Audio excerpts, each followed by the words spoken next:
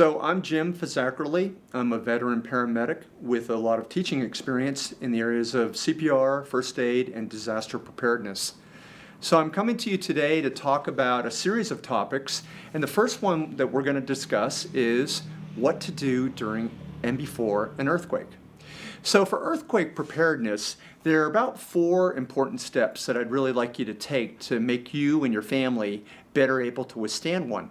The first is to make a plan and to practice that plan. On the internet, you can get plenty of different plan forms to download to fill out information on and practice with your family. So that's a great low-cost way to start. The other thing that's a good idea is to make a kit. And in fact, you can do all kinds of different kits. The small ones can fit literally into a backpack, like this one I've made for my automobile. And it can carry important, even life-saving essentials, but certainly things like duct tape and a little bit of rope, gloves, some eye goggles, and various other items that you can find out more about on the internet.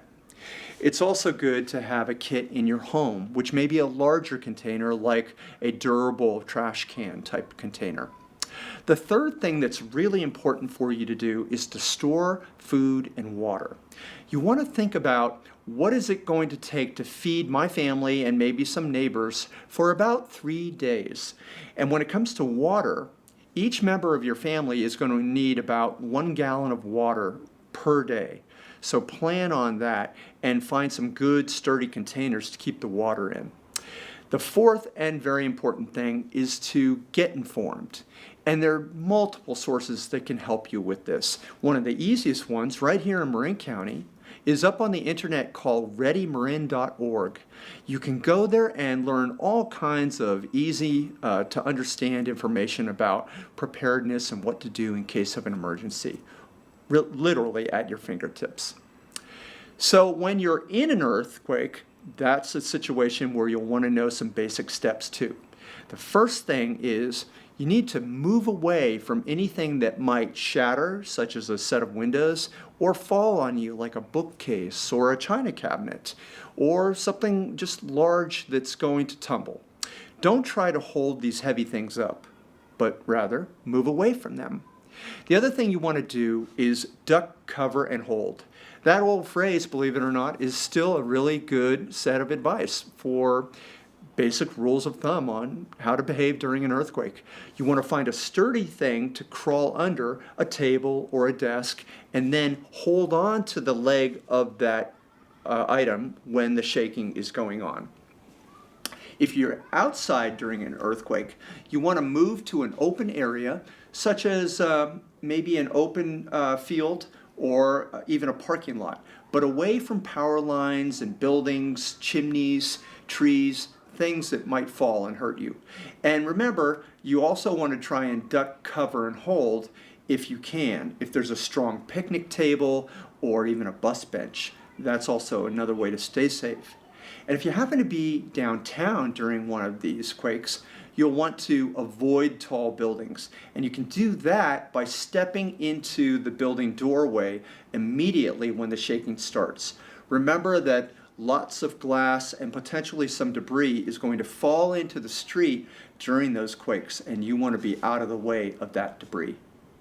Finally, after an earthquake, there are a number of things that you can do to help minimize the damage that has occurred from the earthquake. And the first thing is about safety. You want to check your surroundings, especially your house, for things like injuries that may have occurred, fires that may have started, and put them out while they're small, damages that might have occurred to utilities like natural gas lines or electrical circuits or even water pipes. And then for any kind of fallen electrical lines that are in the neighborhood that might cause a hazard for people just walking around your property. And then structural damage too. You want to check around for buildings to see if there are large cracks from the foundation going up to the wall of the building, or even if there are other separations between the roof of the building and the floors. And then, of course, watch out for those chimneys that might have become destabilized. You want to turn off any electrical power that you might have going, or gas if it's flowing into your house. If you sense that there is sparking, or if you smell a strong odor of gas. This should only be done if you feel like that's a hazard, because it's difficult to turn these utilities back on during a disaster. You want to blanket breakable objects even after a quake, because remember, there may be hundreds or even thousands of aftershocks following a major earthquake. And then you want to turn or tune in to a local radio channel. Each community has a special news radio channel that's often part of a larger station that will give you vital emergency information when there is a disaster. And you can use that off of a portable radio. I recommend a battery-powered portable radio, or even your car radio, as long as you have adequate battery power in there. And then you want to notify your out-of-state relative or friend about what has happened and where you are going to be staying for the next 24 hours. You can usually get through on phone circuits to a distant contact, but not necessarily someone who's right here locally. And then if you can, it's a good idea to stay here at home if possible, as opposed to going to a possibly already crowded shelter. And then if you do leave, be sure to leave a note saying exactly where you plan to be going and what time you left your house. So those are some basic ideas on how to prepare for, endure the middle of, and then thrive during the aftermath of an earthquake.